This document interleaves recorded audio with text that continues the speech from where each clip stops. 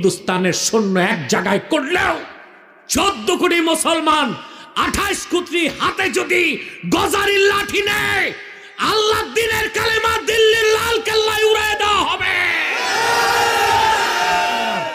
মুখ্যমন্ত্রী মমতা ব্যানার্জি, এই নষ্টা ভ্রষ্টা মহিলাটি ভারতের প্রধানমন্ত্রী মুসলমানদের রক্তে যার হাত রঞ্জিত সন্ত্রাসী খুনি মোদিকে বলেছে বাংলাদেশে শান্তি রক্ষী বাহিনী পাঠাতে।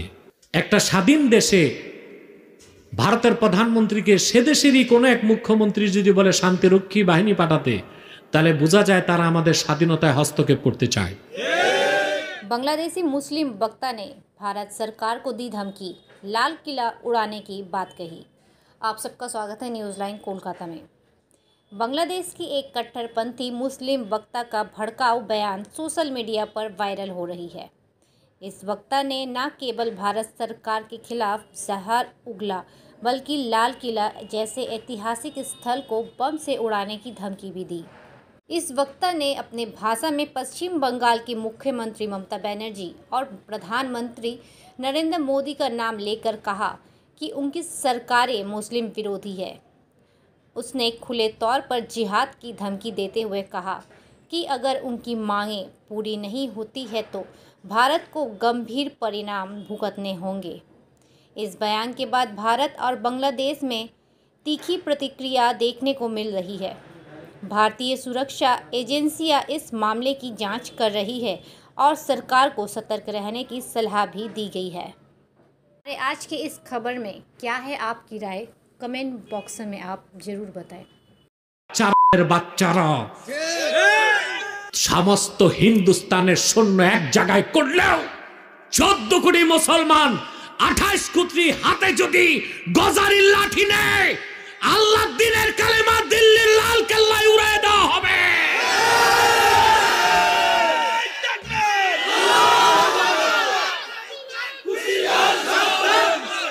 মমতা ব্যানার্জি বাংলাদেশের স্বাধীনতার বিরুদ্ধে যে বক্তব্য দিয়েছে, 24 ঘন্টার মধ্যে পররাষ্ট্র উপদেষ্টাকে ভারতের রাষ্ট্রদূতকে তলব করে শোকজ করতে হবে, নতুবা বাংলাদেশের মানুষ ভারতের যে দূতাবাস আছে তা ঘেরাও করবে, প্রত্যেকটা ইটকে আলাদা করে দিবে বাংলাদেশের মুসলমান।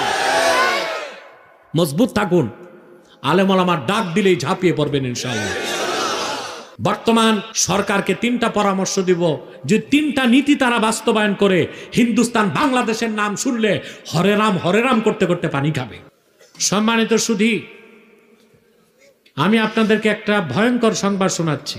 পশ্চিম বাংলার মুখ্যমন্ত্রী মমতা ব্যানার্জি, এই নষ্টা ভ্রষ্টা মহিলাটি ভারতের প্রধানমন্ত্রী মুসলমানদের রক্তে যার হাত রঞ্জিত সন্ত্রাসী খুনি মোদিকে বলেছে বাংলাদেশে শান্তি রক্ষী বাহিনী পাঠাতে।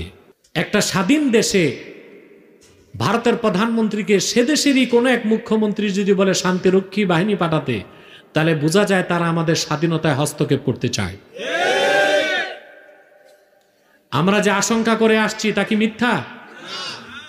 সেটা কি ভারত সুযোগ পেলে আমাদের দেশে হস্তক্ষেপ করবে? মোদিকেও বলে দিচ্ছি আর মমতা ব্যানার্জিকেও বলে দিচ্ছি, সাবধান, বাংলাদেশের দিকে হাত বাড়াবা, 14 কোটি মুসলমান ওই কালো হাতকে ভেঙে দিবে।